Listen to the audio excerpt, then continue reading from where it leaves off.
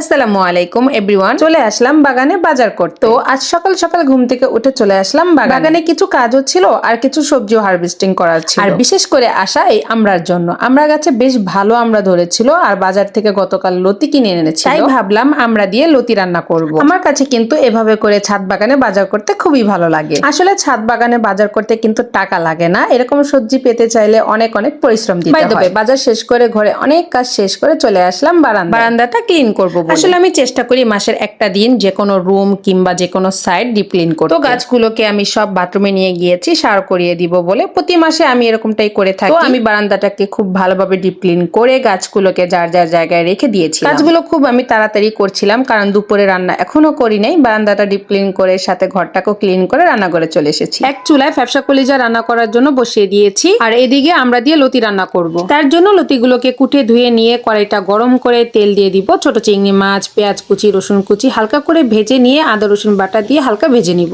তারপর কষানোর জন্য পানি দিয়ে দিব। দেন ধনিয়া গুঁড়া, লবণ, মরিচের গুঁড়া, হলুদের গুঁড়া দিয়ে মশলাকে খুব ভালোভাবে কষিয়ে নিব। মশলা কষানো হয়ে গেলে আমরা আর লতিগুলো দিয়ে একটু নেড়েচেড়ে কাঁচামরিচ দিয়ে কষানোর জন্য রেখে দিব। তারপর পানি দিয়ে আস্ত একটা বোমার মরিচ দিয়ে দিব। ঢাকনা দিয়ে ঢেকে শুকনো শুকনো করে ফেলবো। তো দুপুরে খাওয়া দাওয়া সেরে বের হয়ে গেলাম একটু ঘোরাঘুরি আর কেনাকাটা করার জন্য। এই ভিডিওটি ছিল শুক্রবারের। প্রতি শুক্রবারে একটু চেষ্টা করি বাইরে ঘোরাঘুরি করার। এই যে সবটা দেখতে পাচ্ছেন, এখান থেকে আমার ছেলে আর আমার হাজবেন্ড কেনাকাটা করেছিল। কেনাকাটা সেরে চলে গেলাম খানপুর, যেটা নারায়ণগঞ্জের সব থেকে বড় স্ট্রিট ফুড রাজ্য। এখানে আপনি চারিদিকে তাকালে দেখতে পাবেন শুধু স্ট্রিট ফুড আর স্ট্রিট ফুড। কোনটা রেখে যে কোনটায় ঢুকবো তা বুঝে উঠতে পারছিলাম না। আবার খাবার সিলেক্ট করতে সমস্যা পড়ে গিয়েছে। ওই যে বেশি অপশন থাকলে তো এই অবস্থাই হবে। কেউ বলছে বার্গার খাবে, কেউ বলছে পিৎজা খাবে, মানে এক একজনের এক এক বার। অবশেষে এই পিৎজা কই সবটাতে ঢুকে পড়লাম। তারা আমাদের একটা মেনু কার্ড দিয়ে যায়, সেখান থেকে খাবার সিলেক্ট করছিলাম। আমরা এই 320 টাকার চিজ ওভারলোড মিট বক্সটা অর্ডার করেছিলাম। মিট বক্সের জন্য অপেক্ষা করতে করতে প্রায় 20 মিনিট পর মিট বক্সটা হাতে পেলাম। তো দেখি মিট বক্সের টেস্টটা কিরকম। প্যাকেজিংটা বেশ বড়ই ছিল,